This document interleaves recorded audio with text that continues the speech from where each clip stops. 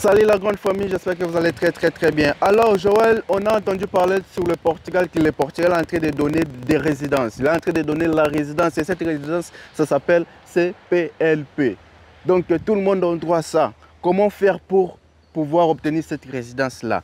Donc voilà, dans cette vidéo, on va parler de la résidence CPLP sur Portugal. Oui, ça se donne, bien sûr que ça se donne. Alors restez dans cette vidéo et vous allez savoir comment est-ce que vous pouvez l'obtenir.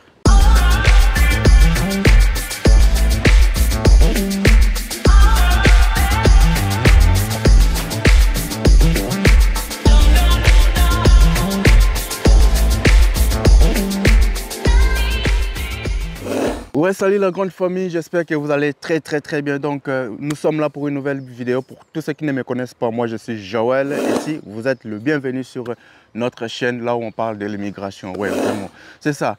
Beaucoup de personnes vraiment m'ont envoyé des messages, m'ont demandé mais pourquoi tu ne fais pas les vidéos pour nous expliquer le CPLP, tout comme ça. Voilà, dans cette vidéo, on va parler des CPLP. Alors, CPLP, pratiquement, on va parler de la résidence CPLP. Parce qu'il y a des nouvelles qui circulent ces derniers temps, pardon, mais ce sont des nouvelles réelles qui sont toujours en train d'être en cours d'exécution. C'est par rapport à la résidence CPLP. Alors, je suis au Portugal et je vais prendre la résidence CPLP. Comment est-ce que je vais faire? Oui, je vais vous expliquer alors dans cette vidéo. Si vous n'êtes pas encore abonné, abonnez-vous et puis laissez votre j'aime pour toujours être actualisé par rapport à nos vidéos qu'on fait toujours chaque fois.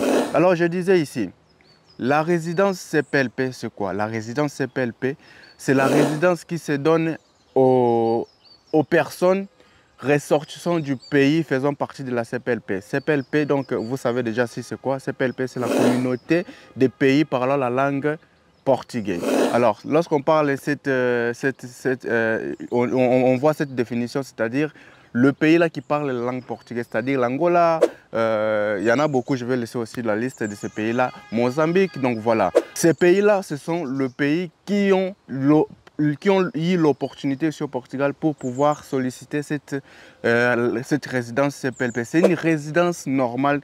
Lorsqu'on parle de la résidence, c'est une carte de séjour, voilà, du coup, c'est ça. Donc, pour permettre à ces personnes-là de résider légalement au territoire portugais. Alors, cette loi-là a été établie et puis ici au Portugal, c'est déjà en exécution. Donc, tous ceux qui sont là, qui font partie de ces pays-là, ont maintenant la possibilité de demander leur résidence temporaire ici au Portugal. Mais cette résidence a une validité de combien de temps, Joël? Cette résidence a une validité d'1 année. Donc, 1 année de résidence légale ici au Portugal. Donc, lorsque vous sollicitez cette résidence, vous aurez 1 année de permanence ici au Portugal légalement.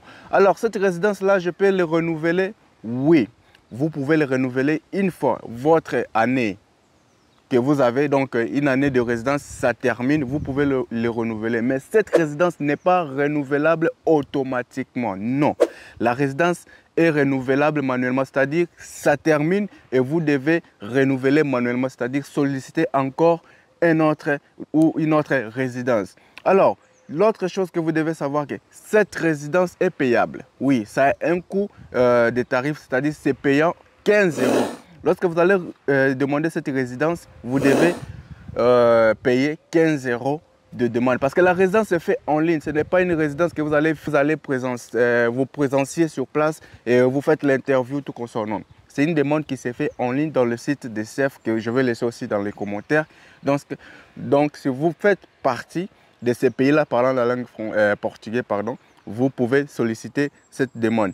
Une chose que vous devez savoir, ceux qui ont le droit de demander cette résidence, ce n'est pas n'importe qui ou ce n'est pas celui qui est n'importe où. Donc, celui qui a droit, premièrement, de demander cette résidence, c'est ce que je venais de dire, tu fais partie du pays qui parle le portugais. Deuxièmement, vous devez vous retrouver sur le territoire portugais. Ah oui, il faut le savoir. Ce n'est pas que vous êtes en France, ce n'est pas que vous êtes au Congo, vous êtes au Sénégal, vous êtes, je ne sais pas, où vous êtes même en Angola, ou vous êtes à Mozambique.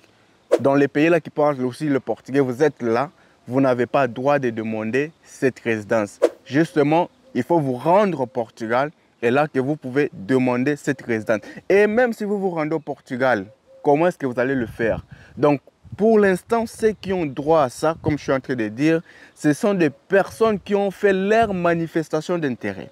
Leur manifestation d'intérêt, et ce n'est pas aujourd'hui que vous avez fait la manifestation d'intérêt, mais c'est depuis la manifestation d'intérêt que vous avez fait depuis 2021 et 2022. Mais ah oui, Joël, comment est-ce que vous parlez de manifestation d'intérêt 2021 et 2022? Et nous qui sommes venus maintenant au Portugal 2023, on est là. On ne peut pas demander non. La réponse c'est non, parce que ceux qui ont fait leur manifestation d'intérêt cette année 2023 n'ont pas encore le droit de le faire. Donc, cette résidence a été justement conçue pour faciliter le fil d'attente qui était sur la manifestation d'intérêt. Il y a beaucoup de personnes sur le fil d'attente pour les manifestations d'intérêt. Alors, il y a des personnes qui ont des procès, c'est-à-dire qui ont demandé leur manifestation d'intérêt depuis 2021, 2022 et jusque-là, ils n'ont pas encore de résultats. Alors, voilà pourquoi, pour enlever ces gens-là dans la file d'attente, alors ils ont favorisé d'abord le pays qui parle la langue portugaise, parce que ce sont les pays qui ont la facilité de trouver le travail et tout consort dans la langue qu'ils connaissent déjà ici au Portugal. Donc, ils ont pris cette initiative pour faciliter et enlever, c'est-à-dire les gens là dans la file d'attente pour les donner la résidence. Mais une chose que vous devez savoir, cette résidence-là, ce n'est pas une résidence qui est comme une carte, vraiment carte de séjour. Donc, oui, c'est justement un papier comme ça.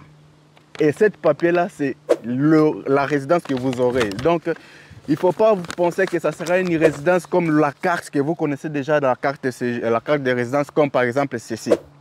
Non, c'est justement un papier duplicataire. Mais ce papier duplicataire a déjà les informations qu'il contient en disant que vous êtes légal, vous avez votre permis de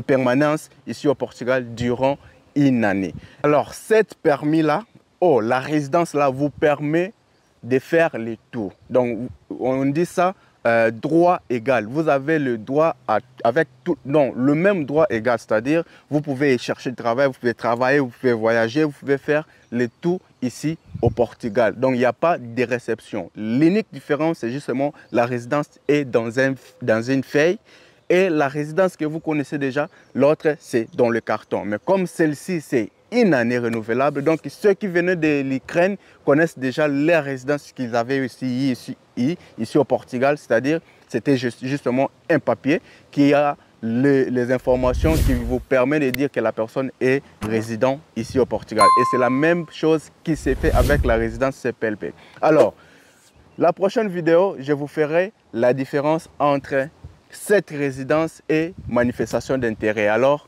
ne vous en faites pas, justement, on est en train de travailler pour vous donner les informations concernant cette résidence. Alors, si vous êtes vraiment abonné, merci de laisser votre j'aime. Alors, si vous n'êtes pas encore abonné, donc abonnez-vous rapidement et suivez-nous dans les réseaux sociaux où je laisserai aussi les liens sur la description. Alors, cette nouvelle, on va la continuer pour permettre à vous faire savoir comment est-ce que la manifestation d'intérêt, la personne doit laisser de suivre la manifestation d'intérêt pour se rendre à la résidence temporaire de CPLP.